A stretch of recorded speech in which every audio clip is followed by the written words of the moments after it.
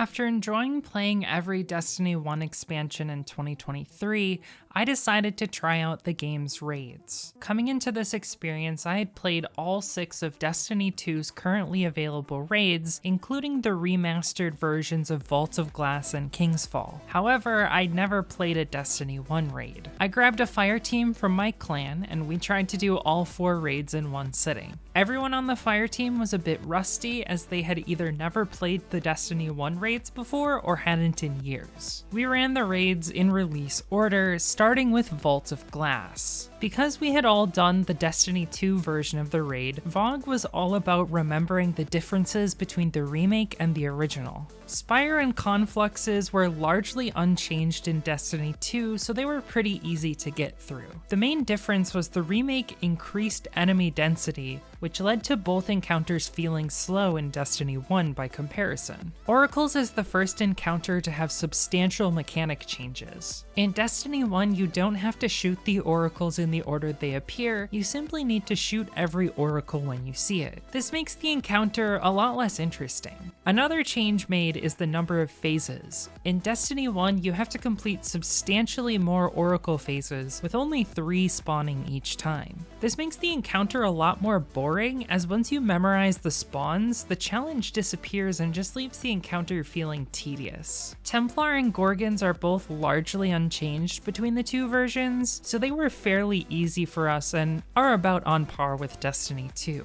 I enjoyed both encounters. Awakening the Glass Throne, or as some people call it, Gatekeepers, acts as the introduction to Atheon. This encounter is much more forgiving in Destiny 1, as there isn't a debuff that causes Relic players to not be able to teleport, requiring a complicated Relic handoff system. Additionally, players don't need to defend confluxes from immune enemies that can only be killed by the Relic. This simplifies things a lot and makes it a lot less interesting. Finally, we have Atheon, which is pretty much identical, except the people who get teleported are the 3 closest to Atheon, rather than 3 random players, and the Oracle order doesn't matter, so there isn't a need for reading and callouts. Once we figured out that the best strategy was to send a 4th player through the portal to help destroy the oracles, this encounter got a lot easier. One thing my team all enjoyed was the speed of super regen during Atheon. In Destiny 1, it's so fast that you have near constant ability to spam Nova Bombs or other damage supers. Overall, I liked Vault of Glass in Destiny 1, however the Destiny 2 version is definitely more fun as the raid's mechanics and enemies have been refined to make things more of a challenge.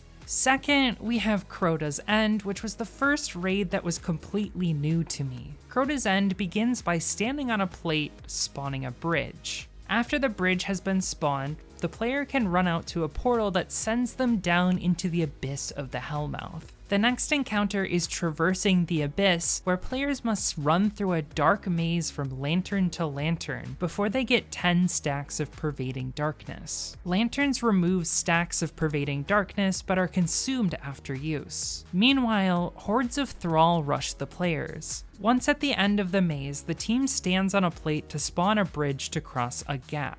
The atmosphere of this encounter is super cool and the mechanic is awesome. The only problem I have with it is that there's pits on the path, which cause an instant death if you fall in. This wouldn't be a problem if Destiny 1's raid revive system didn't compound the issue. It doesn't have the finite revive tokens of Destiny 2, but instead forces players to wait 30 seconds in order to revive their teammates. This makes reviving someone pretty much impossible in the Abyss encounter because you have to be constantly on the move and can't easily backtrack to your friends, otherwise you'd get a bunch of stacks of Pervading Darkness. That impossibility makes dying by falling into a hole all the more frustrating. In general, I vastly prefer tokens with near instant revives to forcing someone to wait a long time to be revived. It partially ruined this encounter for me because not being familiar with the layout of the maze, I accidentally fell into a hole about halfway through and had to watch my team finish the rest of the encounter without any chance of rejoining the fight. With Destiny 2's revive system allowing pretty quick reses, this encounter would be pretty much perfect. Next, it's time to cross the bridge. Each side has 2 Annihilator totems and a plate that spawns the bridge, like the opener. The Annihilator totems will explode if not stepped on periodically. Players must defeat sword bearers, which drop a relic. One player can pick up the relic and use it to cross the bridge, which, unlike the first bridge, can only be crossed while holding a sword. Once on the other side, a gatekeeper spawns, which can only be damaged via the sword relic. Players then kill enemies until the next sword bearer spawns. Once all 6 players have crossed the bridge, 6 swords spawn and players must take out enemies until the door opens. Next, you need to fight through thralls and shriekers until you get to the end of the hallway where the secret chest is located. If you're not fast enough, the door to the secret chest closes and nobody's able to get the chest, which happened to our team. This encounter is a cool idea, but doesn't work well in practice. There's a substantial portion of the fight where most players who've already crossed are kind of standing around doing nothing, which doesn't make for an engaging encounter. You can try to snipe enemies that are across the bridge, but that doesn't really make much of a difference. The only difficult part is that if a person who crosses the bridge is too slow to kill the gatekeeper, their sword will despawn. At this point, the gatekeeper can't be killed until the next person crosses the bridge, which takes a while, so someone has to kite the gatekeeper around the area. This encounter just isn't designed in a way that makes it very fun or challenging. To remake the encounter for Destiny 2, you would need to dramatically increase enemy spawn rates and potentially add champions or hive light bearers spawning on the far side of the bridge to add more of a combat challenge. The next encounter is Deathsinger, which takes place in Crota's throne room. Here, players have 3 minutes to take out knights and wizards, which opens up a room where players can kill Ir-Yut, the Deathsinger. This encounter was very easy, as all the enemies and the boss went down very quickly. Again, you would need to add mechanics or much more intense enemies to make this encounter difficult in Destiny 2. Finally, we have the boss fight where players face Crota. In this encounter, players constantly receive a debuff called Presence of Crota. This debuff stops health regeneration, meaning the only way to heal is to pick up an object called the Chalice of Light. Only one player can hold the chalice at a time, so your team needs to be strategic about passing it around. Next, players need to kill a sword bearer and have a player pick up the sword because only the relic can damage Crota. Once the sword player is in position, the other 5 need to take down Crota's shield by attacking him. Once the shield is down, the sword bearer has a very short window to deal damage to Crota. However, if a player dies during the fight, a giant green orb called an Oversoul spawns behind Crota. Players must destroy the Oversoul before it explodes and causes a wipe.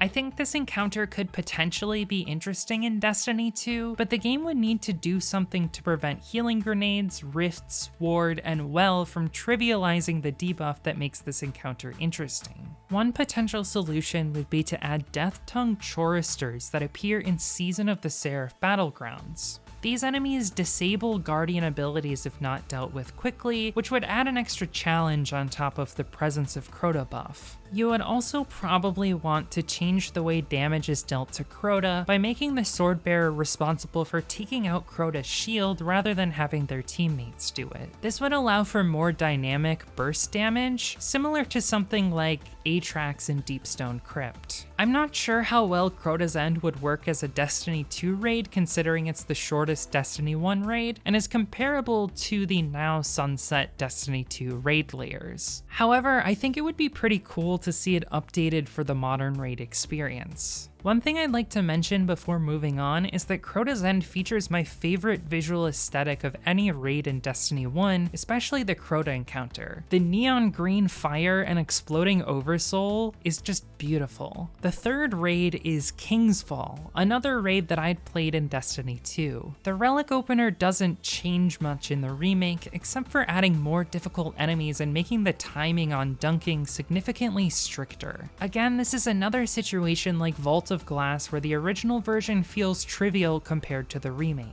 Next, we have the Tomb Ship jumping puzzle, which hasn't really changed at all, but is one of my favorite jumping puzzles in Destiny history. The only difference in Destiny 1 is that you can't cheat with advanced movement tech like well skating or save yourself with Eager Edge. Next, we have Totems, which has changed slightly in Destiny 2. This encounter gave us a little trouble because we were used to the Destiny 2 mechanics where players swap brands to progress the encounter. After a few wipes, we figured out that we didn't need to do any brand swapping and simply needed to have a second player stand on the Annihilator totem when the buff timer ran out to swap the brand. We also realized that in Destiny 1, your Deathsinger's power is not dependent on how many enemies you kill while on the totem, and instead is 10 stacks per swap. Like Vault of Glass, the Destiny 2 version has a much more interesting skill gap, so I prefer it. After Totems, we were granted access to War Priest. This encounter is pretty similar to the remake, except players need someone to stand on the opposite side of the pillars to read the plates, and there are no knights to kill to swap the buff. Instead, the player with the buff needs to kill enemies to lengthen the damage phase. The changes made in the remake don't have as much of an impact on the encounter's quality in my opinion. I like both encounters equally. Next comes Golgoroth's Cellar, where players need to stand on plates in a specific order to spawn a chest. The order is different in the remake, and there's also an additional plate, so our team wasn't entirely sure what the correct order was. However, we accidentally brute forced the order, which we thought was really funny. Golgoroth is pretty much the same in Destiny 1 as in Destiny 2, however there's a 1 orb cheese that's possible in Destiny 1. Our team decided to do the encounter legit because we were used to the Destiny 2 orb rotation. If you don't do the cheese, the encounters are pretty much identical, so I find them both to be equally as good. Next, we have to traverse the edge, which is a jumping puzzle with a secret chest. This encounter is pretty much the same in Destiny 1, but has slightly fewer ways to get boofed off the edge, making the Destiny 1 version much easier. Thankfully, our team all knew the shortcut jump, so we were able to skip the bulk of the puzzle. Next comes Daughters. This encounter is slightly different in the remake, but keeps the same principle. A random player is torn between dimensions and must complete a jumping puzzle where they jump onto platforms that make a circle around the entire arena. However, these platforms don't spawn until players jump onto the plates in counterclockwise order and stay on the plates until the debuff is grabbed at the top of the staircase. The torn player must then dunk the buff on one of the daughters, which starts damage. In Destiny 2, players need to cross the area between the two plates, and only those two plates can be stepped on. However, to make this as long as the circle, this process is repeated 3 times before damage. I vastly prefer the Destiny 2 version because the addition of more jumping phases injects a lot more randomness into the encounter. My favorite raid encounters tend to be the most chaotic ones that can be mastered with strong communication in the moment rather than having a rigid plan. For example, think of encounters like Descent in Deepstone Crypt or Exhibition in Valve the Disciple. Finally, we reached the last boss, Oryx, the Taken King. This encounter was the one we struggled with the most because it has changed the most substantially between Destiny 1 and 2. The platforms follow the same pattern as Daughters, with the only change being the first person to step on a platform being torn. This is pretty self-explanatory, so we didn't struggle with it. However, damage was another story. In Destiny 2, players defeat ogres who drop bombs on the ground. These bombs need to be defended from knights that try to detonate the bombs early.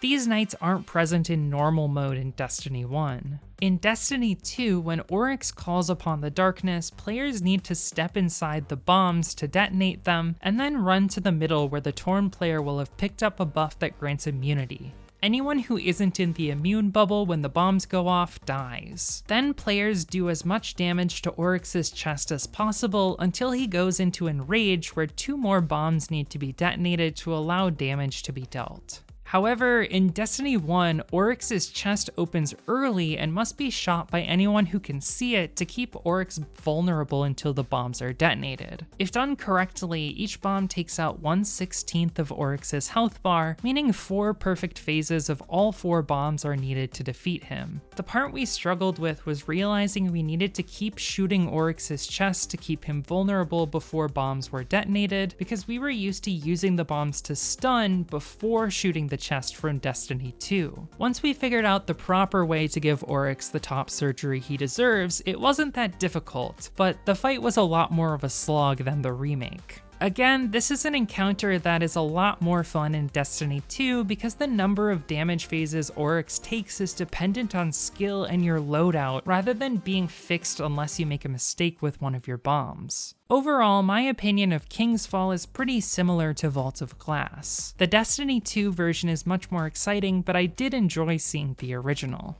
Finally, we have our last raid, and the one that most players speculate will be remade for Destiny 2 in August 2023, Wrath of the Machine. The opener requires players to acquire 4 stacks of a buff called Voltage Rising from white rays of light on the ground, and then deposit them into Foundry spinners. If the player holds Voltage Rising for 30 seconds without picking up another stack or depositing the buff, they will die. However, the opener isn't a darkness zone, so players can respawn after 5 seconds. Once all spinners are charged, Siva charges will spawn that can be thrown to damage the boss. When not throwing Siva, players can shoot their weapons or supers to damage the boss. The Siva charges each do 1000 damage, so they're preferable to any other options. We were able to easily one-phase Vosik, prompting him to retreat. This is another encounter that wouldn't need to be changed much for Destiny 2, except increasing enemy density. We followed Vosik into the facility across a jumping puzzle to reach the second phase of the fight.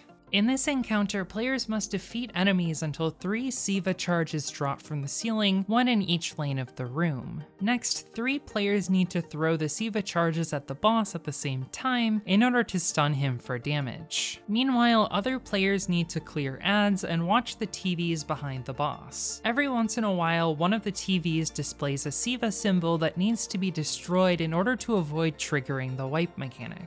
After a short damage phase, the Siva density reaches critical, and players must run into safe rooms on the side of the arena. Shooting a panel will close the door, protecting players from the wipe mechanic and allowing the process to repeat for another phase. This fight is pretty much perfect as is and wouldn't need to be changed much for Destiny 2. The jumping puzzles in Wrath of the Machine are pretty boring and don't feature mechanics like the tomb ships or traversing the edge from King's Fall. As a result, I don't have very much to say about them. The next major encounter is Siege Engine. In this encounter, players must traverse a bridge while avoiding the giant Zamboni of death that slowly tries to run them over. To avoid death, all you need to do is jump on top of the Zamboni. After crossing the Siege Engine, players need to fight through ads while carrying a series of tools across the bridge to the Siege Engine. These tools are very heavy, drastically slowing mobility. They also can only be held for a short period until they automatically drop on the ground, requiring another player to pick them up. We successfully juggled the tools all the way to the Siege Engine and inserted them in their proper locations to destroy the engine. It's a pretty simple encounter, but is fun minus the super slow mobility with each tool.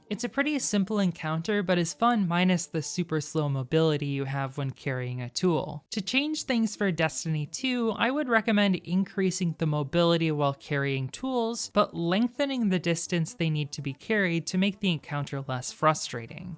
After Siege Engine, we traveled deep into the Siva facility and the atmosphere started to get very dark and red. The final encounters of Wrath of the Machine feature my second favorite aesthetics in a Destiny 1 raid, right behind Crota. The final boss, Axis, has a very similar 2-part encounter in the style of Atheon. In part 1, players need to defeat 3 Scorch Captains who will drop elemental Scorch Cannons. These cannons can be picked up and must be brought to servitors of corresponding elements to destroy them. Upon death, the servitors drop Siva charges that need to be thrown at Siva nodes. If the servitors aren't defeated fast enough, you die to a wipe mechanic. This process repeats multiple times with increasing numbers of servitors and Siva nodes until Axis is wounded. In the second encounter, Axis attaches himself to a spider-like cyborg body that he uses to attack. Axis Part 2 builds upon Part 1 by repeating the servitor mechanics, but instead using the 3 charges to stun the boss. Next, Axis teleports to one of 4 random locations. 3 players receive a buff called Empowered that can be used to hop onto Axis's back and stun him.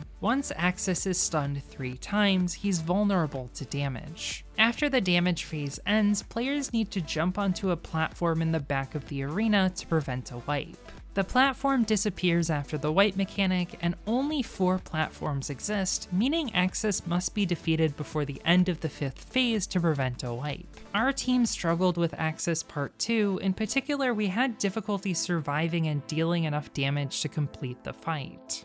Axis throws Siva bombs at the players throughout the fight that slow and stun the player, which can pretty easily cause a death if not careful. In one devastating attempt, we improved our damage strategies enough to get Axis to final stand, but we got confused by his teleport as he teleports to the same spot for final stand as he does for the wipe mechanic. We thought we had barely missed the final stand and needed to do another phase, so we ran to the safe platform only to realize we were missing final stand and ended up wiping. Even though my team struggled with Axis Part 2, I was engaged the whole way and had a great time. Overall, I think Wrath of the Machine needs to be changed the least for a Destiny 2 remake because most of the encounters are very polished to begin with by modern standards. The only encounter I have any beef with is Siege Engine, and that's more due to the cumbersome movement speed rather than anything intrinsic about the encounter design. I really don't like to be slowed down.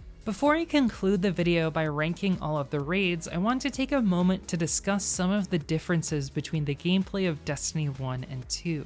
Destiny 1 lacks raid banners, which allow players to get supers and ammo back at the start of each encounter. Raid banners were introduced in Last Wish to make things more consistent and put an end to problems where players constantly ran out of ammo before completing an encounter. Destiny 1's version of raid banners is ammo synthesis consumables, which can be purchased from a variety of vendors. The problem with ammo synthesis is that the player needs to have separate ammo synthesis for primary, special, and heavy weapons, which is a bit of a hassle. Ammo synthesis also only applies to a single player, unlike raid banners, which provide everyone with ammo and ability energy. Additionally, ammo synthesis is on a 5-minute cooldown after use, which means if you wipe before the 5-minute timer ends, you're unable to use another synthesis until the cooldown ends. This is a bit frustrating for repeated raid attempts because most encounters you will wipe before the 5-minute mark.